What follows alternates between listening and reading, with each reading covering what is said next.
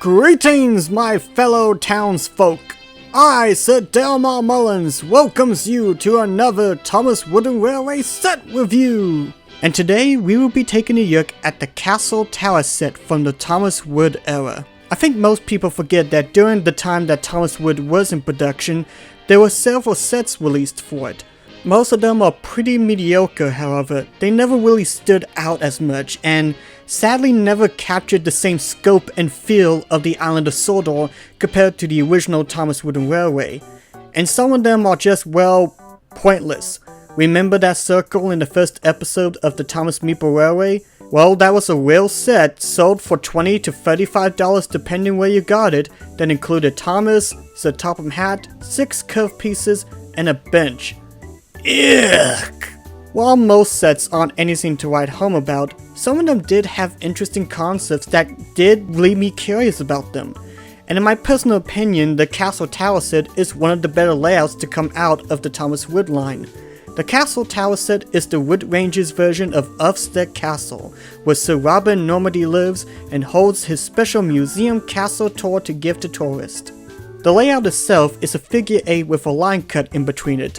Looking at it more reminds me of a pretzel, actually, making me a little thirsty. These pretzels are making me thirsty! Under the castle, an X-track piece fits snugly between for an engine to puff on by.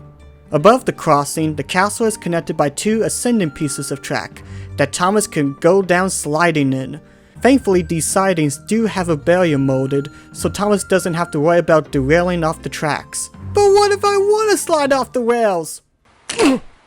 Thank you, sir. Obviously, the castle itself is the highlight of the layout, and it looks nice from the front. I actually do quite enjoy it, and I like how there's a track on top of the front of the castle that an engine can stand and display in. In the back, there's some decent detail where the throne accessory piece can be put in, right between the king's treasure room and the jail cell where you can throw anyone in the dungeon for stealing all the vegan bagels from the townsfolk. Although my favorite feature from this little decal is this tiny little mouse that has a crown on top of it. It's really adorable. Next to the castle is a secret tunnelway. This works exactly like the classic Croy mine tunnel, where an engine disappears and comes flying through the gateway. A nice rendition, though it is weird that the ascending track inside is a plastic turquoise piece. Thomas Wood, more like Thomas Plastic. Ha! Got him! On one side of the track, we have an Ulfstead bus stop. I mean the Ulfstead station. Yeah, that's what I meant to say, station.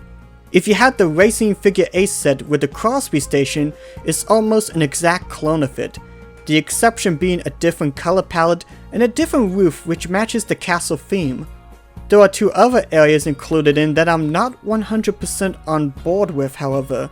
This tower here may look like a normal pillar, however it acts as a cargo bin for Thomas to keep his load in storage. It's not a bad building. I mean, I do like having an individual pillar, but it's just weird to have the cargo to drop out in front of the tracks, although I guess it could make for some interesting crashes.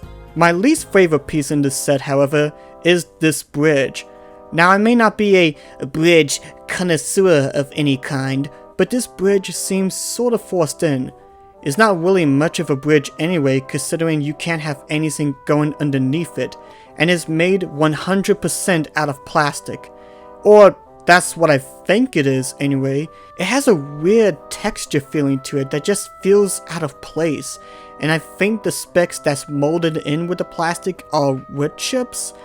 I don't know, I rather just had a normal straight piece, as those aren't super common in the Thomas Wood line. Thomas Wood, more like Thomas! Oh, I've already done that joke. My bad.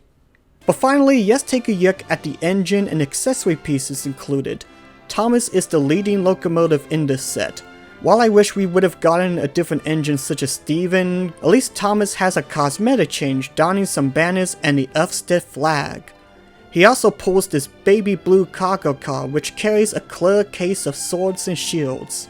There's the aforementioned throne piece for anyone to sit in, and to occupy residence in the castle grounds, Sir Topham Hatt has a crown that conveniently fits on his top hat. And probably my favorite accessory piece is Sir Robin Normandy, wearing his shining armor just as he did at the end of King of the Railway. And he has a loyal steed fitted with protective armor to join along with him. I don't think there was ever a wooden figure of Sir Robert Normandy released in the original Thomas Wooden Railway, so this is a very nice surprise here.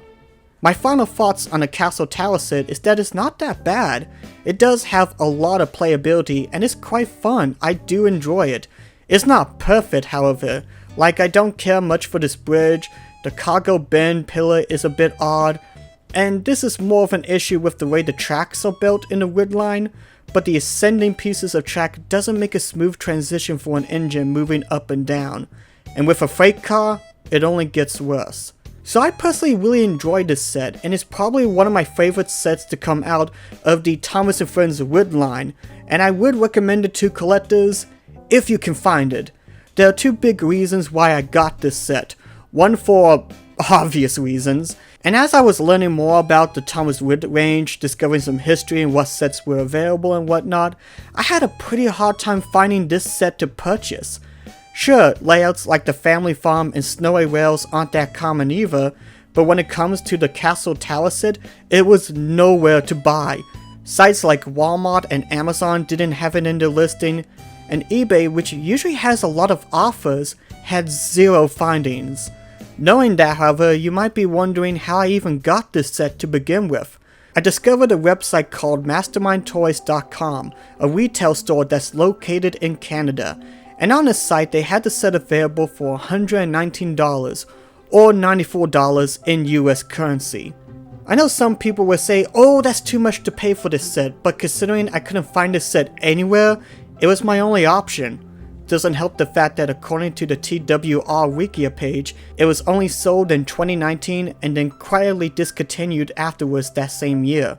I actually got to talk to one of the employees at Mastermind Toys, and I had a wonderful customer experience. They were so friendly, and it's a wonderful site overall. Then again, they are located in Canada, and Canada has blessed us with so many wonderful sayings and people over the years.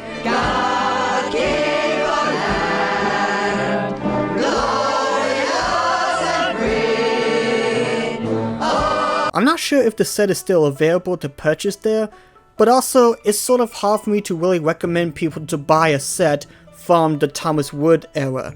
But if you think this set is interesting enough to you, then I say pick it up whenever the option is available. And if you're someone who absolutely despises the Thomas Wood line of toys, you won't have to worry about coming across this set anytime soon. For me, I'm thrilled to have this set in my collection, not only for the Thomas Meeple Railway, but also this set did surprise me. I had a lot of fun with it, despite a few minor complaints. Anyway, that's all the time we have for today, folks. Let me know in the comment section below if you personally own this set. Thank you guys for watching this, God bless you all, and I will see you in the next video. Bye bye!